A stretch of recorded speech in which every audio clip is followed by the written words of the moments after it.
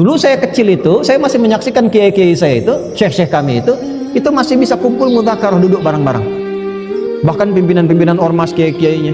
Saya itu ke pondok dalam usia yang 13 tahun, itu masih bisa menyaksikan kiai kami itu masih duduk mudzakarah dengan kiai yang Persis, kiai NU, kiai ini bahas hukum-hukum. Kita melihat di situ.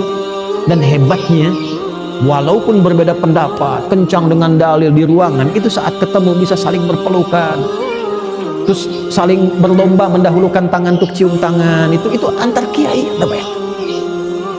Terus narik satu-satu masih kelihatan adabnya tuh, nangis kita lihatnya itu, masya Allah guru-guru kami itu. Jadi sayang kita, ya saya hormati guru-guru kita itu.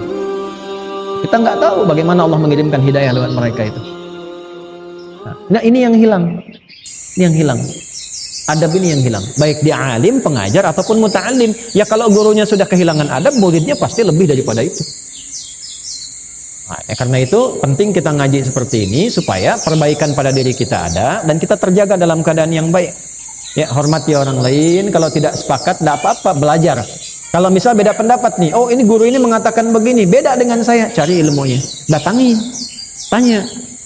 Kalau dengan keterangan itu tidak sependapat, ya sudah, tidak usah mencela. Oh saya tetap pada yang semula saja, saya yakin dengan dalil yang ini, selesai, antum selamat sampai situ. Tapi kalau antum berubah dari situ, nggak sepakat nih, tahu dari situ, tetap antum mempertahankan yang Anda, tapi mencela yang di situ.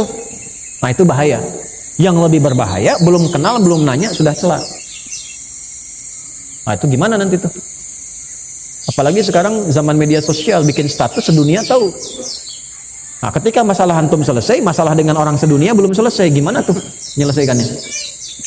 Ya, misalnya ada fitnah terhadap guru fulan. Setelah selesai, ternyata antum salah, antum minta maaf secara pribadi, datang minta maaf, dimaafkan oleh guru fulan itu. Sekarang pertanyaannya, orang yang mendengar fitnah antum yang menyebar sedunia itu dan dia menuliskan hal yang tidak baik tentang guru itu karena tulisan antum, gimana meralatnya? Tidak mudah. Nah, inilah adab. Nah, jadi kalau kita mengagungkan ulama dengan ilmunya, menghormati ulama dengan ilmunya, tanpa berlebihan, tanpa harus mengkultuskan. Ulama pun jangan terlalu kegeeran.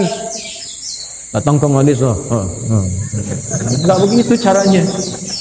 Kalau nggak dikasih dahin nggak datang misalnya kan. Wala tamnun tastakthir, lihat amplop dulu yang undang siapa nih, gede apa enggak. Kalau amplopnya tebal, sahih nih. Tipis, dhaif. Tipis tapi banyak dari jamaahnya, sahih li ghairihi. Ada boleh, nanti ilmunya sebatas amplop itu.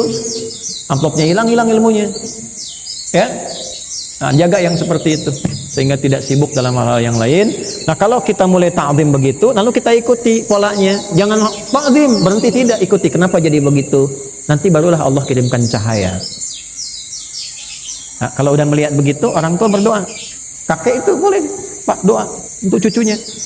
Imam Syafi'i itu kan Syafi'i nama kakek ke atas.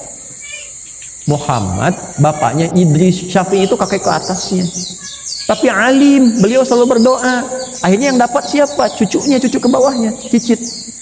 Nah, boleh jadi sekarang kakek antum berdoa nih, jadi ayah nih, belum punya anak, berdoa kalau pengen punya anak begini. Mungkin nyampainya ke cucu generasi pertama, bisa.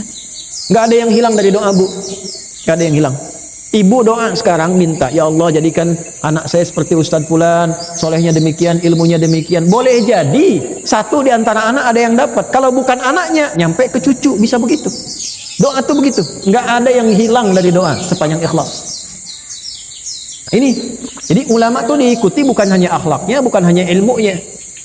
Coba lihat jejaknya, bagaimana mendapatkan itu, tanya, mintakan, dan minta sama Allah. Nah ini yang kita dapatkan dari pelajaran hari ini ya. Nabi sallallahu alaihi wasallam qala man 'azzama al-'alima fa innama yu'azzimu Allah ta'ala.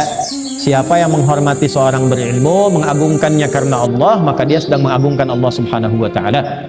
Sepanjang ulama ini punya 4 kualifikasi tadi dan pewaris Nabi. Wa innamal ulama'a warathatul anbiya. Wa innamal ulama'u warathatul anbiya. Atau hadis lain innal ulama'a warathatul anbiya. Dari Ibnu Majah tersambung pada sahabat Ibnu Darda, Abu Darda radhiyallahu taala anhu. Ya kalau ada ulama pewaris Nabi begini, jaga ilmunya, jaga.